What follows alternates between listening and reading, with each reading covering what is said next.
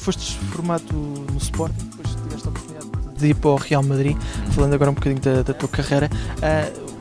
Depois daquela experiência no Real Madrid voltaste a Portugal. O que é que falhou nessa, digamos assim, nessa experiência? Eu estou convencido que nada falhou.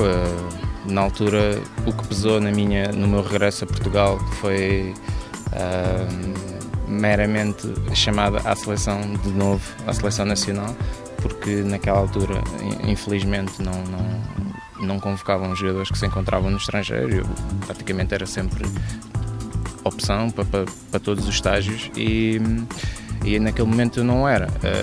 Depois a equipa B do Real Madrid, que era onde eu jogava, desceu de divisão e eles queriam me emprestar. Na altura surgiu a oportunidade de ir para o Vitória de Setúbal e foi por isso, penso que nada falhou.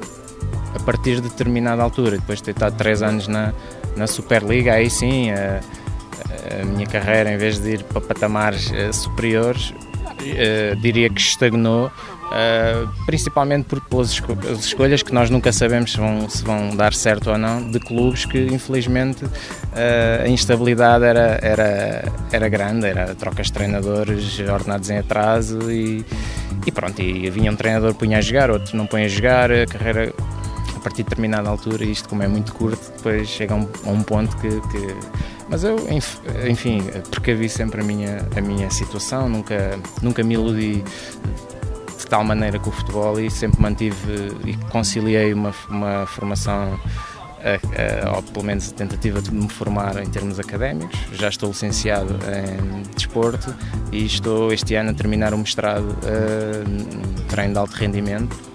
Enfim, é precaver já uma possível fim de carreira e para ter um seguimento, digamos assim, naquilo que será a minha vida. Depois também passaste por países como a Coreia, a Bulgária, a Grécia. O que é que mudou em ti como pessoa e também como jogador? Estas passagens fizeram-me crescer do ponto de vista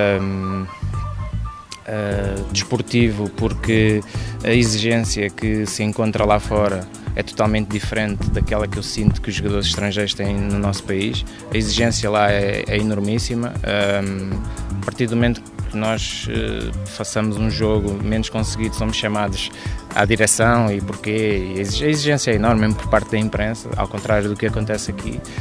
E também fez-me abrir um pouco os olhos para aquilo que são algumas transferências, enfim, que a partir de determinada altura, ou clubes que se pensa que são, por serem do estrangeiro, que são melhores do que os nossos aqui, mas não, muitos passam pelos mesmos problemas financeiros e eu infelizmente passei por isso e mais uma vez recorri ao sindicato para me ajudar numa outra situação. Basicamente serviu para eu hoje em dia aconselhar quem quer ir para fora a sair daqui com contratos já pré-definidos, números, ou então se forem, por exemplo, como eu fui para a Grécia, que ainda não tinha contrato assinado, e propuseram-me uma situação e quando cheguei era outra, enviar rapidamente os contratos para o sindicato português, um fax, para eles verificarem se realmente é algo que se possa confiar.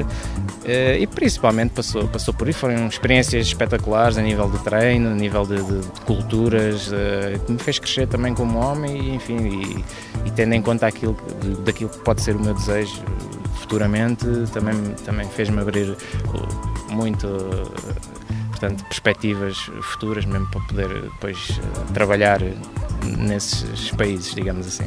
Voltando a falar um pouco do estágio, como é que estás a encarar o estágio? E perguntava também se já tiveste algum contacto de algum clube para poderes continuar a tua carreira.